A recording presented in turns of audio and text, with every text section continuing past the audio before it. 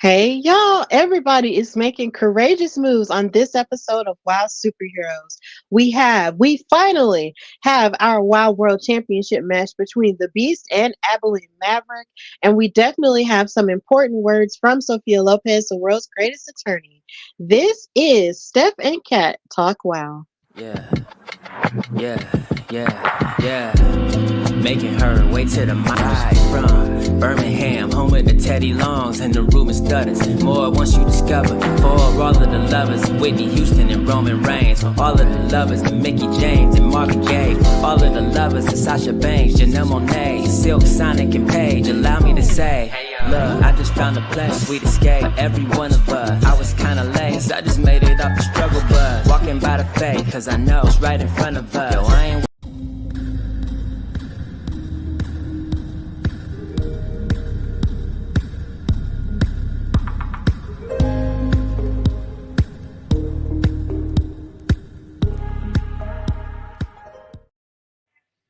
Hey y'all, and welcome on this Wow Wednesday to a new episode of Steph and Cat Talk Wow, brought to you by the Hardy Wrestling Podcast and in Cat We Trust.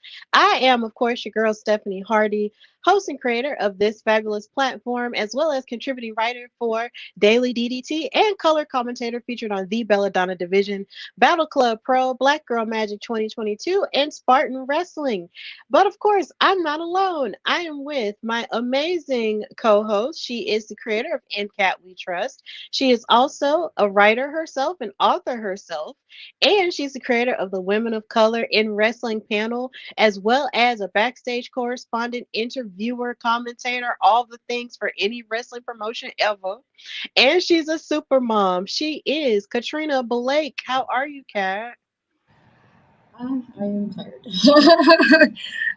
It's a busy mom week for me. So preparing for when kids stuff. I feel like I've been running all over the place, but I'm happy to be here. Absolutely. Of course, you've been getting your mom on because of everything that's happening with your kids in terms of graduation season and prom season, of course. So we send all sorts of congratulations to everyone who's watching that might have a child going through the exact same thing or children going through the exact same thing. I know what it's like. I've been through it myself. Of course, I'm not a mom. I've been the person graduating from things, and it is a lot. But at the same time, it's a season of celebration, and speaking of seasons of celebration, this is the first episode that we're doing during Pride Month. So, of course, I just want to send love, peace, and positive vibes to everyone of the LGBTQIA plus community because we love you and we fight for all forms of equality all the time. And this is a safe space for you. So I just wanted to say happy Pride Month and also happy Caribbean American Heritage Month. I did see that that was a month. So yeah, I thought that was really cool to learn. So happy Caribbean American Heritage Month. We'll get more into that a little bit later. And it is Black Music Month too, as well as Father's Day coming up, as well as Juneteenth. So there's a lot of celebration going on this month as a whole. But of course, thank all of you guys for watching with us and supporting us in our wrestling careers. And thank you for, watching on every platform we have, of course, on Facebook, on X/Twitter, on YouTube, and all the things. Thank you guys so much. As we continue to grow and talk about this show and show love to women's wrestling. And of course, during this episode, if you watched this past weekend's episode, please chime in the comments and let us know what parts resonated with you, who your favorite WoW superhero is at this point, and of course, anything that you felt like that you really loved from this episode. Eric Isaac is in the chat, forever pulled up before we even go live. We thank you so much, saying congrats to the Beast for finally finishing her story, which is an amazing um joke to make. But of course, we'll get to that later. And then he also says his birthday is on the 28th of this month. So happy pre-birthday to you, Eric. That is so amazing. Happy pre-birthday to you and for all the June birthdays too. Like that's so great. So yeah. This episode title was called True Courage, and it was just probably one of the deepest and probably one of the most satisfying episodes of WoW we have seen in this entire season. It's just, really satisfying. But before we get to the super satisfying part, the episode started with a recap of the Beast and Abilene Maverick and their journey with each other ever since they had their first match against each other, and Abilene used those shenanigans with the brass knuckles to keep her title in the opportunistic way that we know her for now, and just all the excuses that she gave so she wouldn't have to face the Beast or anyone else until she said so, right? So we saw all of that, and then they finally announced that this match was going to be the main event of this episode. So this led us into match number one, which was, of course, Penelope Pink versus Sierra Breeze, who was making her WoW debut. And Penelope Pink was accompanied by Lana Star and Vicky Lynn McCoy. And let me just say, I talked about this on the Hardy Wrestling podcast. Sierra Breeze is someone who I have had my eye on for a little bit due to the fact that she was a part of the 2023 class of the WWE Performance Center. But before she was ever set to make her in ring debut, she was released during a round of releases, unfortunately. So we really didn't get to see all of what she had to offer. But she was an amazing athlete. She came with a lot of athletic prowess. I actually did more research on her to just sort of figure out more of who she is. So, of course, she is from the Bahamas. If you notice that in this episode, she popped up with all of her beautiful colors. And speaking of Caribbean American Heritage Month, she is of a Caribbean heritage, so that was cool. And she was a former sprinter who represented the Bahamas in a national team, and she found wrestling as a new passion for her simply because she had never really wrestled before, but once she started training, she took like a duck to water and just loved it and wanted to continue her wrestling career. So, in the midst of all of this, she's been wrestling in the independents, doing her thing all over as Kalia Capri, and she made her WoW debut here. So, I'm just so excited that this is what we're going to get into right now when it comes to her. And this match was very satisfying. But before we get into the action, of course, Lana Star had a lot of stuff to say when it came to um all of the stuff going on with where they are. And Lana Star basically said, so night after night, I come out here and I talk about the greatness that is me, Penelope Pink, Vicky Lynn, and the Fab Four. And why do I do that? Because it's true. And Penelope Pink is the WoW World Champion that we all deserve. Clearly, right, Penelope? And of course, Penelope grabbed the microphone and said, that's right, Lana. You see, it doesn't matter who is or doesn't become the WoW World Champion because at the end of the day, they're walking around with my title around their waist. And they know deep down in their soul that they could never be me. So take a look at what a champion looks like because I'm Penelope Pink and I'm the real WoW Factor. So this match gets started, and we see the entrance of Sierra Breeze, and she pops up with all these beautiful colors. And when I saw her, it just kind of felt like a breath of fresh air. I was just like, wow, look at her. This is amazing. These are just the things that we just love to see when it comes to Black women in wrestling. And she had a lot of confidence. She was dancing a lot. She was winding her hips and everything. And I was like, yes, girl, I liked it.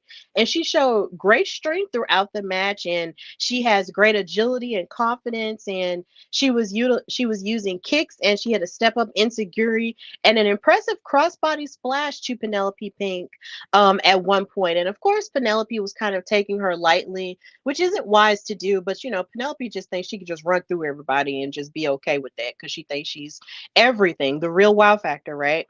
But Penelope Pink, using her tough technical prowess and her shenanigans, because of course Lana and Vicky Lynn were out there, she was beating down on Sierra, and it was just too much for her at one point, to the point to where she actually hit her bend and snap DDT for the win.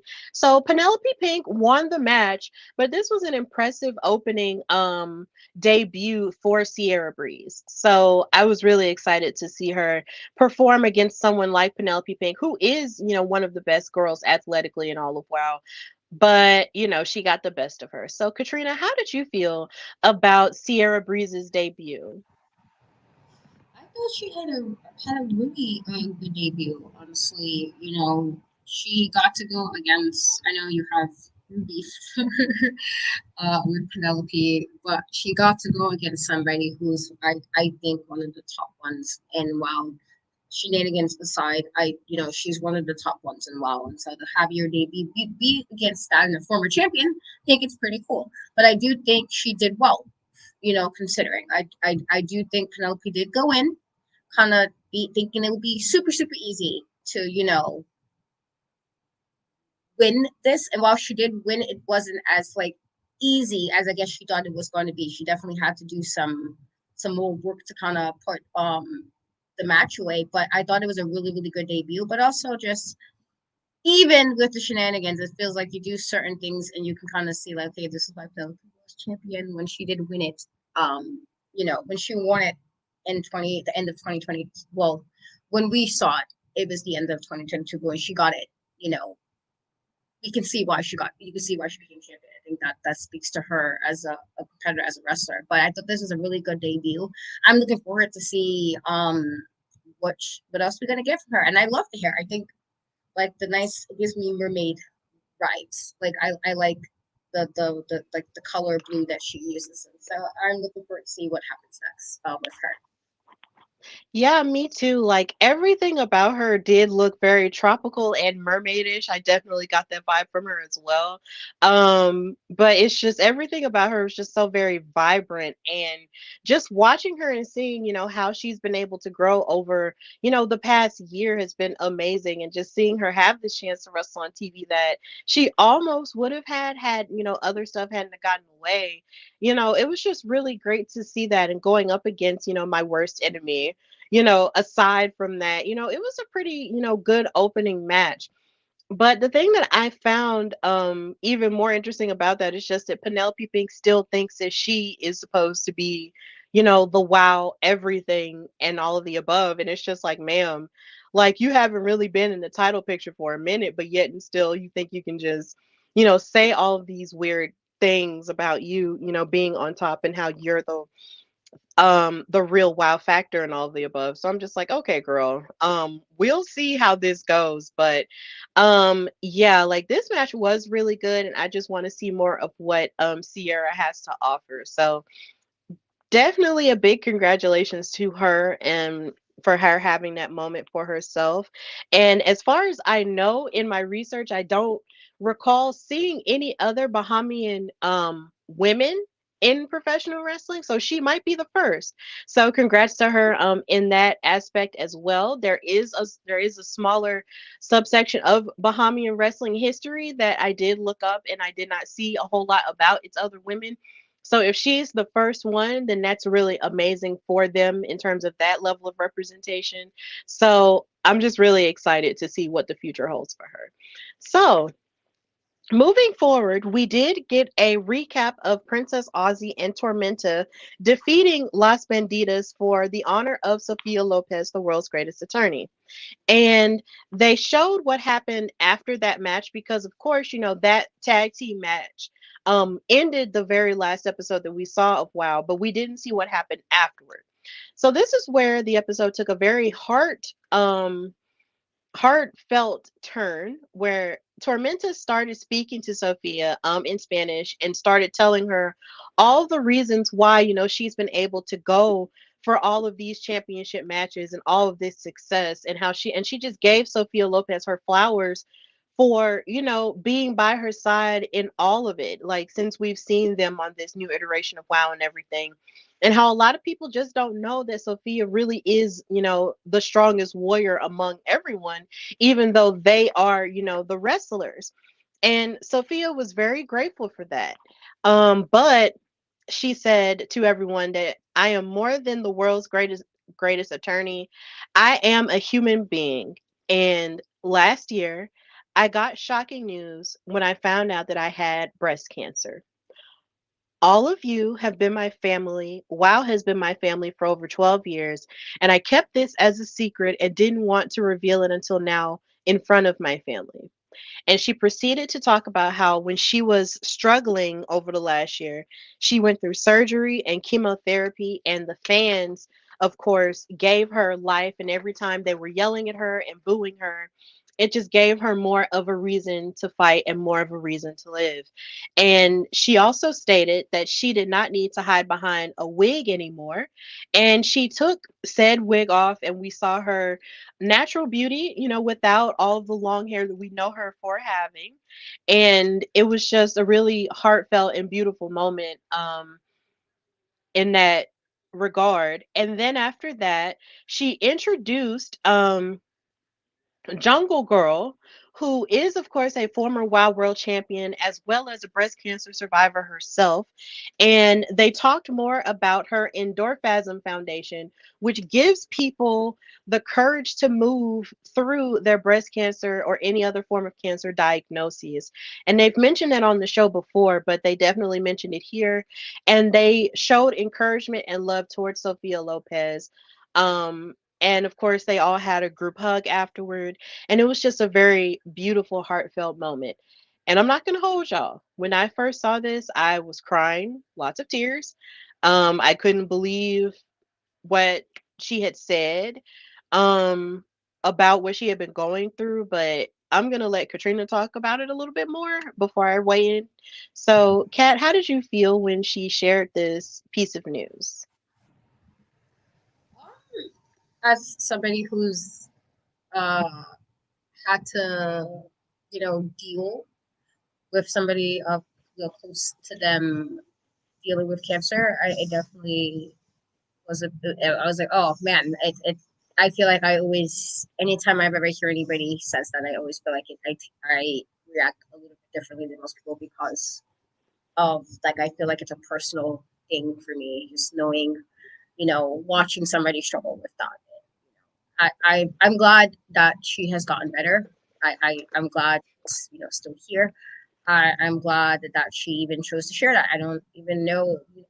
I think of like when Roman mentioned his leukemia and people were nice and then they was assuming he was lying and I'm like, why would anybody lie about that? Why would anybody, that's something like that personal, why would work would that be? And so, I'm always now, if even, wrestlers shared that type of information, is just like, fans are not always the nicest, unfortunately. And so, I'm glad she shared it in the way that like is some insight into what was been going on with her.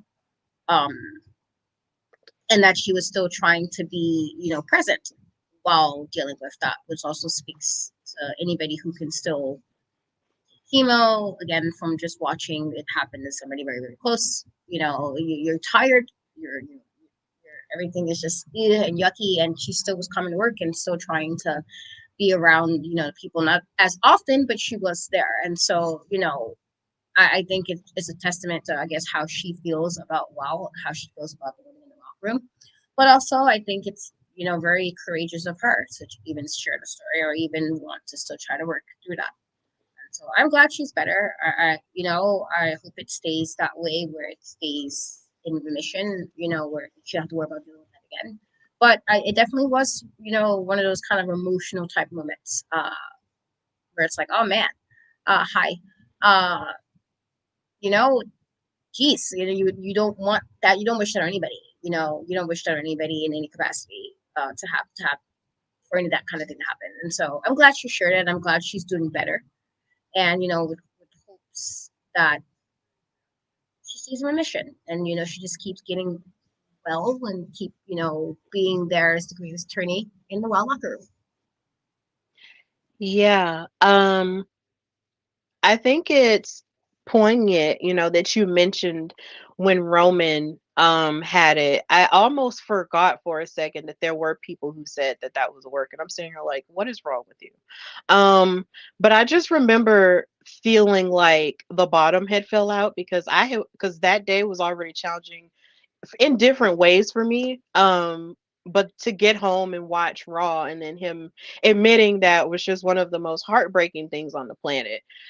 Because of course these people are in front of you doing superhuman things all the time, but I really feel like us as fans, we feel a sense of, not all of us, but some of us feel a sense of entitlement and a sense of being spoiled a little bit when we see these people on television and just think we can just do whatever and say whatever and forget that these are human beings behind it. These are human beings going through very human experiences just like we do every single day. They're just on a public platform and seen by millions of people or thousands of people at a time. And it's just in thinking about Sophia making that announcement, she didn't have to share that with us. And it is really none of our business, but she chose to say that because of how much she values, the family that she's created in, wow, over 12 years. Like that's a little bit, like that's over a decade at this point. And the fact that she valued the fans and valued, everybody on staff at wow enough to say, I've been going through this, but I'm fighting through, was a very courageous act. And the idea that she's fighting and still working in the midst of it is a very beautiful thing too, because some people go through stuff like that and just give slap up and just don't do nothing. And the idea that she's not letting it get her down, she's still working, it's just a beautiful thing. um I know there have been two people in my life who I have loved who have had cancer, and they fought until the very end. And that was my high school choir teacher. Her name was Miss Howes. And she was probably one of the toughest music teachers I ever had.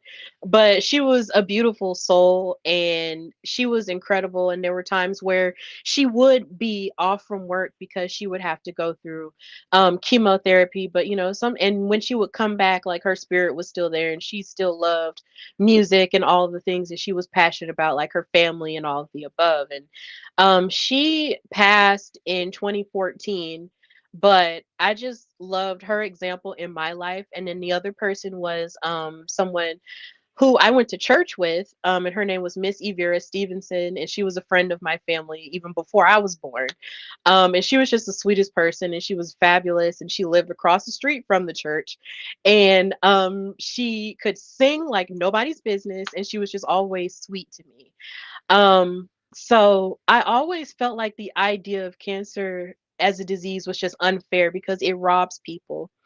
It robs people of so much more that you might want them to have. Like it's like you love them so much and you want them to be with you forever, but cancer sort of has a tendency to rob you of that. But I just believe that when it comes to stuff like that, like love keeps you connected and it keeps you going more than anything else. And as long as you have the courage to live and fight, then that's all that matters. And and it's just, I'm just so grateful that even you and I had the chance to even speak with her on a different platform before, and hear all the things that she's passionate about in wrestling, like having no clue of the things that she was fighting or could have been fighting at that point, but still, like, just us even being blessed enough to even speak with her and hear, all the things that she loves and wants to accomplish in wrestling even now.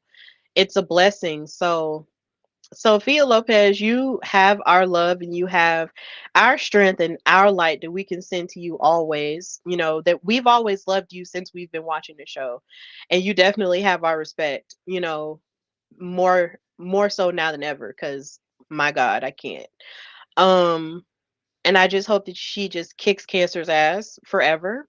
Um, and just continues to live a long and prosperous, beautiful life. And yeah, that's just kind of how I feel about it. Like, it was just really heartfelt. And even just watching it back again, it was very meaningful. And I appreciate everything that Sophia has given to us as viewers and fans and to wrestling as a whole. And I hope that she can continue to do that. And I'm glad that she has people, fighting for her in the form of her friends and her family and even the Endorphasm Foundation there. So, yeah, it was a lot, but as long as you fight, then that's all that matters. And I believe that's where the true courage episode title comes in. It comes in from her. So we love you, Sophia Lopez. You're the world's greatest attorney and you're number one in our hearts. So that was very beautiful. Um, so yeah.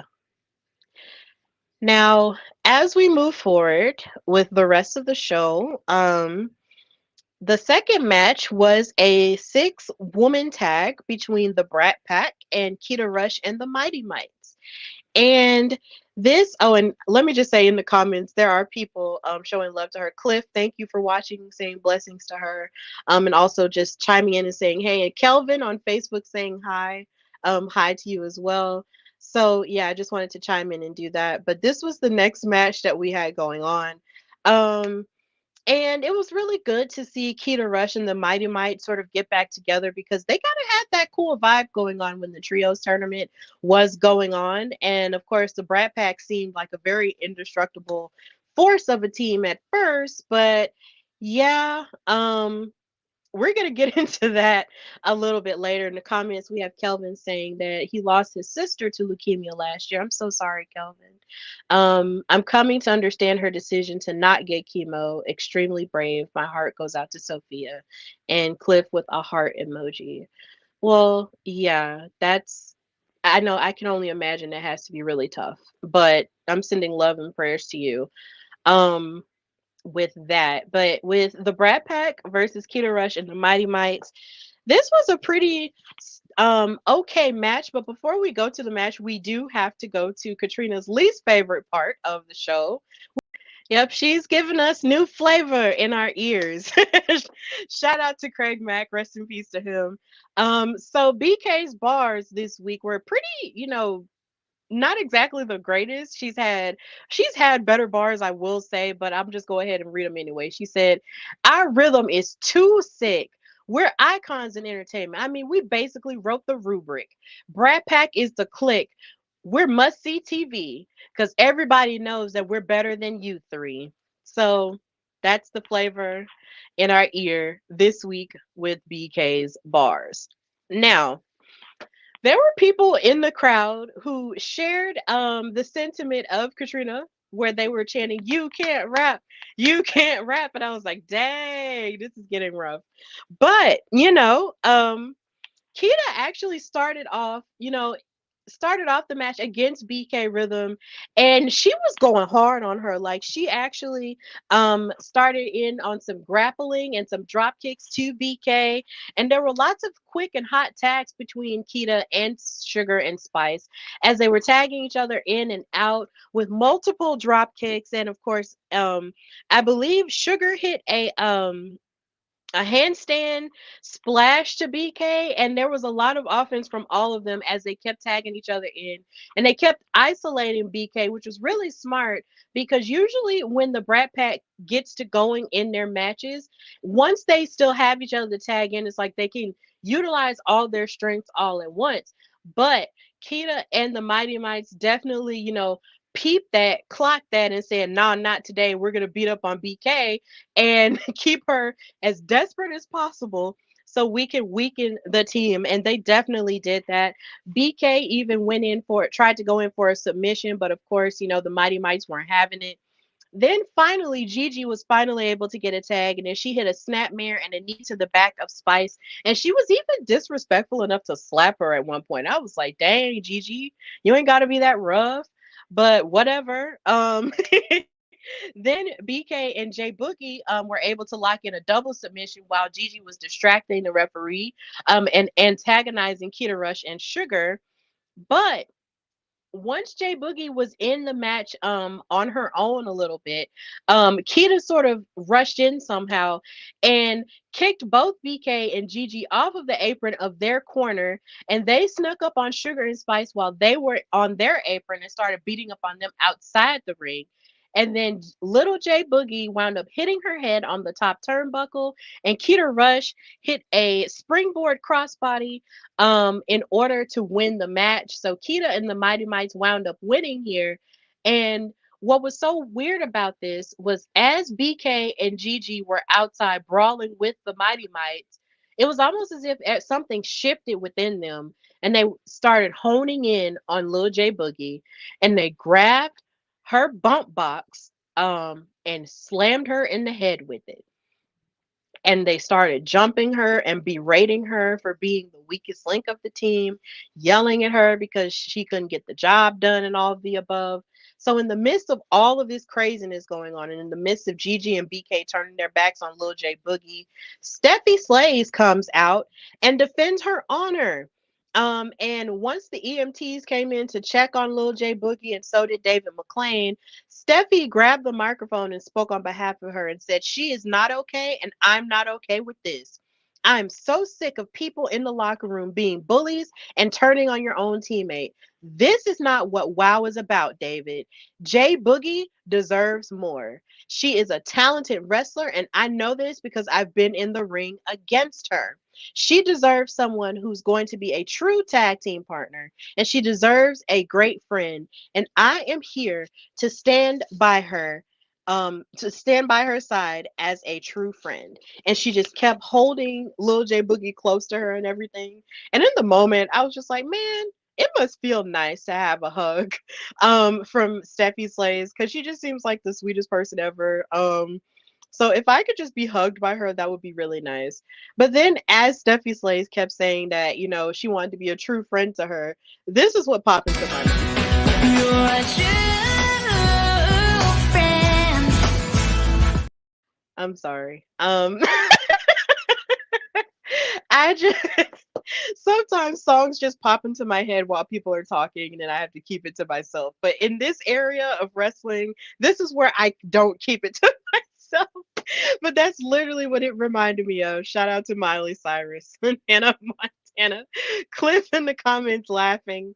But yeah, like Steffi Slays wants to be a true tag team partner and friend to Lil J Boogie. So, Katrina, how did you feel about this match, and what Gigi and BK did to Lil J Boogie and what Steffi had to say about it?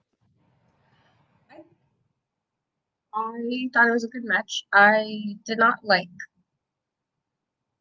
those bars. I never liked the bars, but I didn't like them this past weekend even more. Like, even less of liking. It was even less this time. But I did think it was a good match, and I do think like Kita and the Mighty Mites, I think that they worked really, really well together. I think Kita to an extent have some similarities in how she wrestles with them, and I think that helped them out. I, however, was not surprised about them turning on Little J Boogie. I thought she should have been with them in the first place. And while she integrated herself, thinking that you got a girl who raps, and because you dance, that means okay, we're gonna be like the homies. Is like, well, what have we learned? What have we learned from this?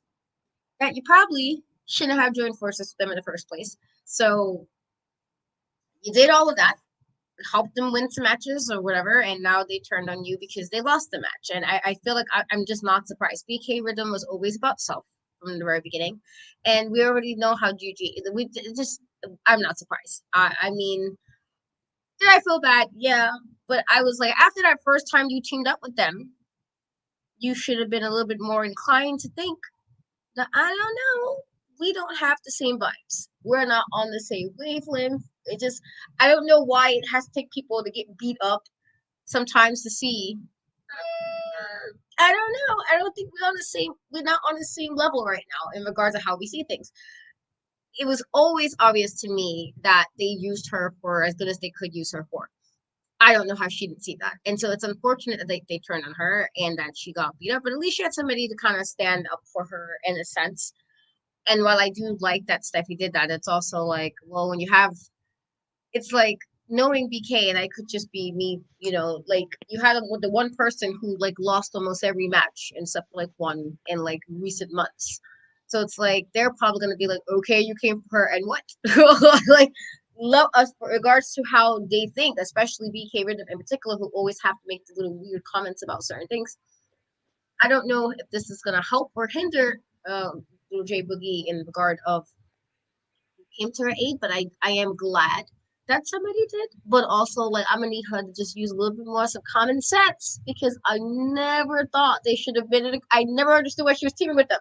She seemed too nice to be with them, and you being able to be physically active in a way that is pleasing to the eyes does not mean that you need to be the person who happens to do rapping or whatever. Um, but it was a good match. I'm not surprised. I honestly was just like I knew it would happen sooner or later. Not that you wanted to happen, but I knew it would. It's just like you just kind of knew what to expect from certain people, and just the vibes from the two of them was not going to be. They were going to be kumbaya. We're going to be best friends. That's not. They used her till they felt like she was of no use anymore. And unfortunately, she had to learn the hard way. But hopefully, this means maybe she'll get some insight from an OG, like Steffi, or kind of spread her wings in a better place that's not full of what BK and UG's been doing the last few weeks. Yeah, I believe we both shared the same sentiment in the fact that we felt like Lil J Boogie was not on the same level spirit wise as Gigi and BK, because everything that Gigi and BK sort of represent is sort of like harsh, and I don't want to say, well, kind of like bully energy is what they really have. And Little J Boogie came in, she was a very dancey, happy soul and everything. Like, this is a girl who was in one of her first matches saying hi to her mom when they were doing the album cover thing. And that just doesn't seem like the type of person that needs to be hanging out with the Brat Pack in that way. So I believe, we were sort of looking at it like, okay, it's probably only going to be a matter of time before stuff starts breaking down.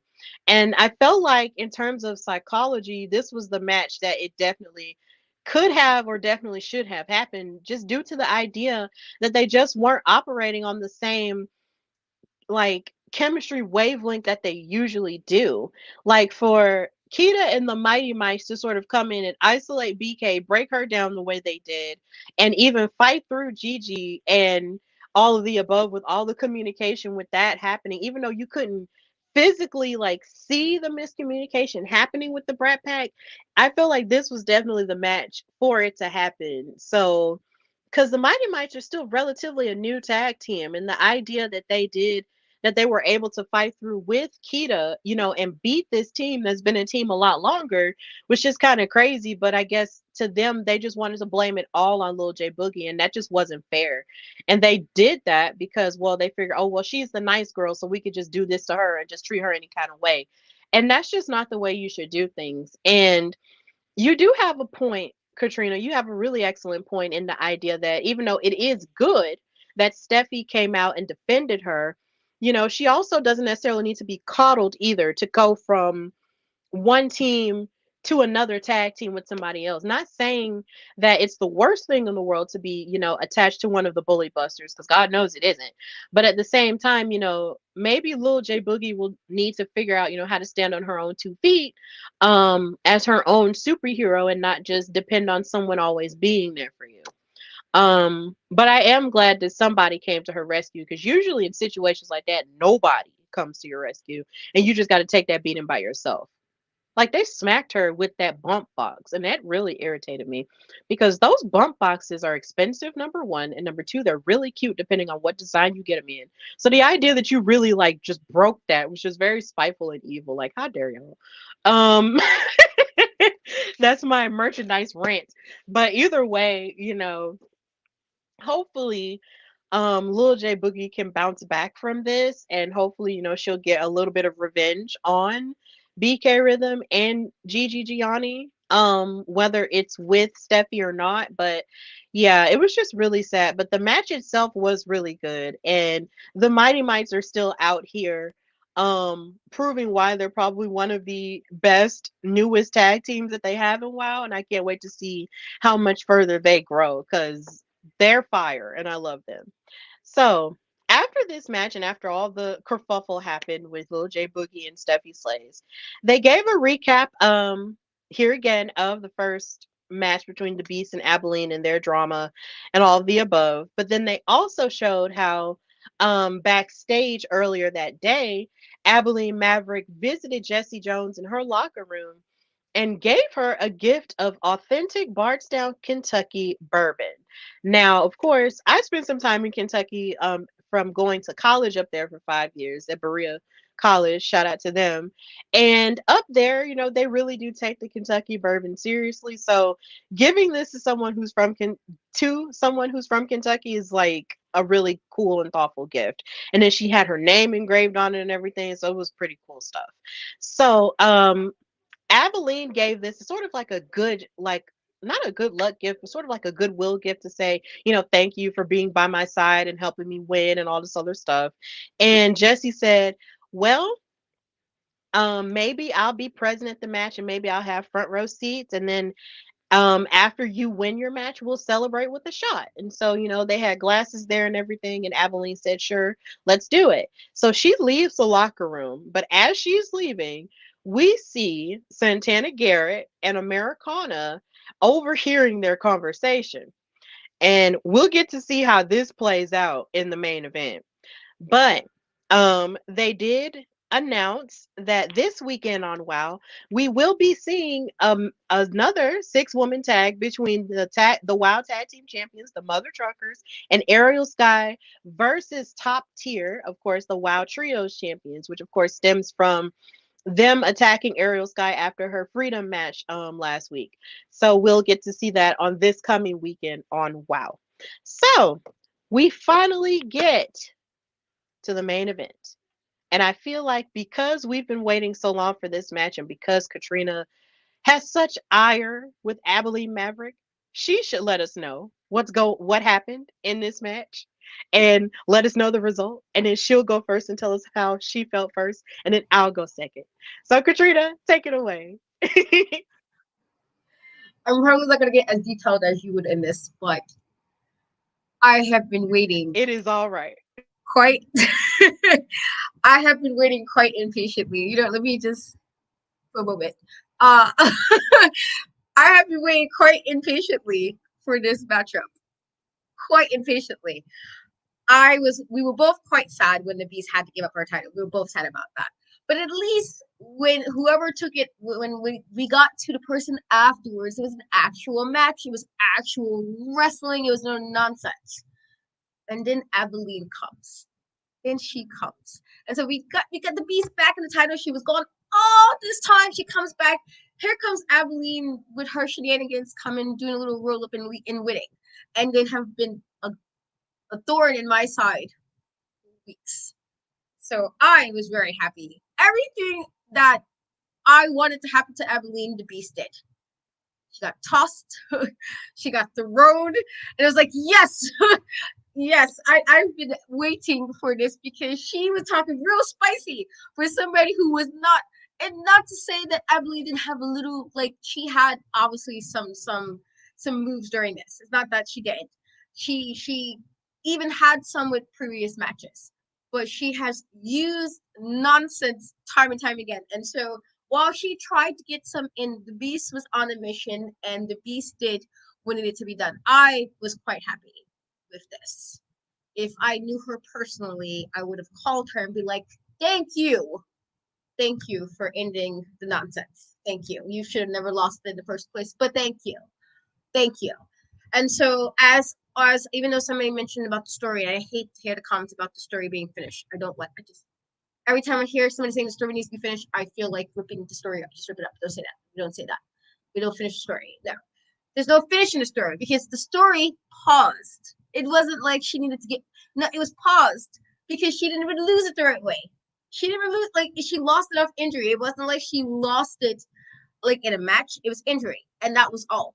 And so it was just paused to go back to where it belonged in the first place, which was with the Beast. And this is no shade to Zazie. She was great. No shade to Penelope. She was great. It's just we were highly upset that the Beast had to give it up in the first place. And so I feel like I have been harboring this for some time. And then Abilene ruined it with her shenanigans. So I am glad that the Beast did win, as she should. She won. And I saw the confetti and I was like, yes, thank you. Thank you guys for getting it right this time. She got the confetti, she got the title, and she is champion again. All is right. The world has righted itself. It is right. And I was like, thank you. The wild world is right. It is the way it's supposed to be. This is the timeline I want to be in. if you're into any multiverse situations, this is the timeline I want to be at, this timeline of the Beast being champion. And so I was very happy. I was very happy. And I know I didn't get to the details. I was very happy that she is champion again. No, that is perfectly fine because I mean, I totally get it because, like, I get it because I feel the exact same way. I have every sentiment you felt, I felt too. Because when you think about the Beast's journey, like outside of this in-ring match, which we can get to a little bit later, it's just that when you think about the Beast's journey to the title and you think about the fact that it didn't even involve Abilene Maverick in the first place. Like when she had to give up the title, it was all due to the shenanigans of the Fab Four, and Abilene Maverick wasn't even at WoW at that point. So it was almost like Abilene Maverick was just like another hoop that she had to jump through, after everything had happened and all of the above. And you mentioned, you did a great job in recapping the women who had been champion in between that time after she had to give up the title. You had Penelope Pink, who, held the title as long as she did. And then you had Princess Aussie, and those were two of the best champions that we had at that point.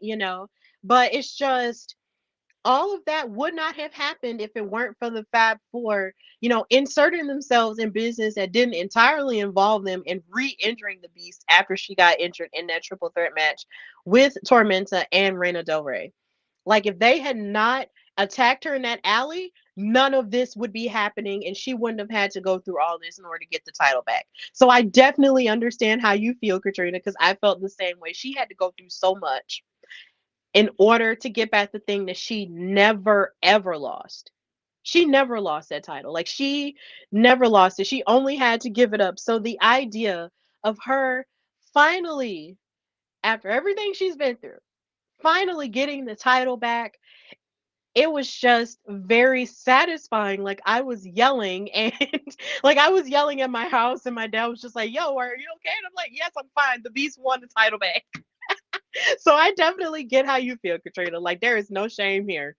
But yeah, like in this match, it was just like um Abilene was already not focused anyway because she was frustrated that Jesse Jones wasn't there. And it's definitely safe to assume that if Jesse Jones was there, she would have used her as another insurance policy to keep the title.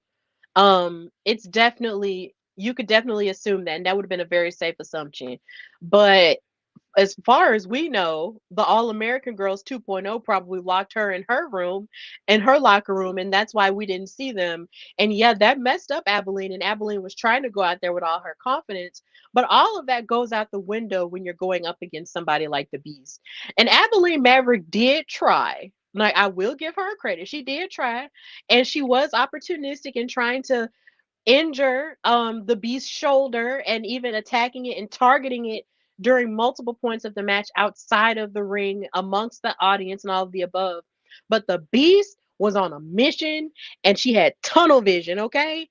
And she wanted that title back with a vengeance and she wound up doing it. And even in the moment where it looked like Abilene was trying to use like that submission on the ropes, and she was trying to really work like on her arm and injure her arm, the Beast just used her brute strength and just lifted her up and gave her the Beast bomb, and that was it.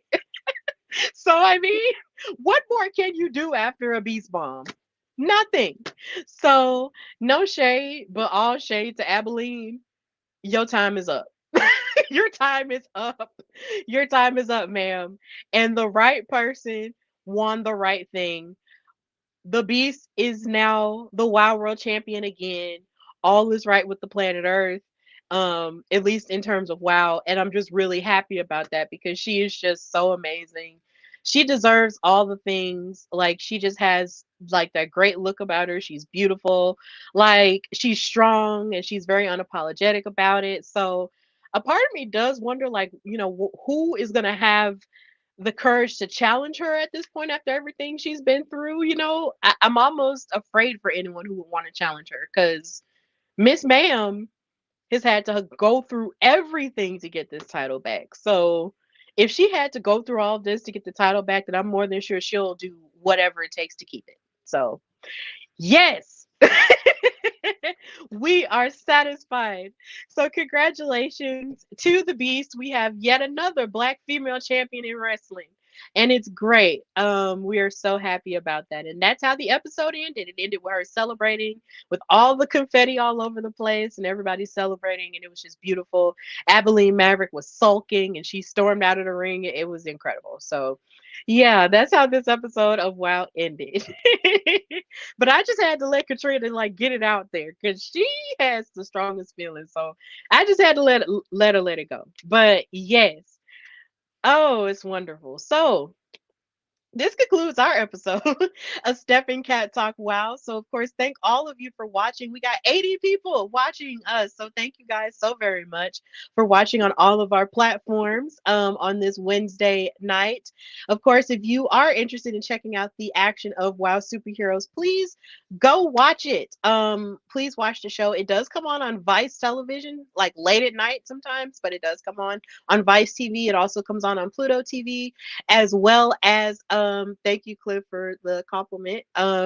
As well as Hulu, and I also believe they have their own YouTube channel, which is Wow Superheroes. If you look them up there, and you can watch just about every episode, if not every match separately, the weekend after it, like the week after it airs. So please check it out there, and just continue to support the girls. And if you want to find the girls on social media, you can find them on social media. They're really great follows, and just support women's wrestling as a whole, not just here with WoW, but just all over every wrestling promotion. Just support women's wrestling as a whole, because all the women are doing amazing things, and it's just great to be living in a time where all these women are just being excellent and being incredible and not apologizing for it at all. So it's just really amazing that they are doing that, and we get to be a small part of it. So it's just really great.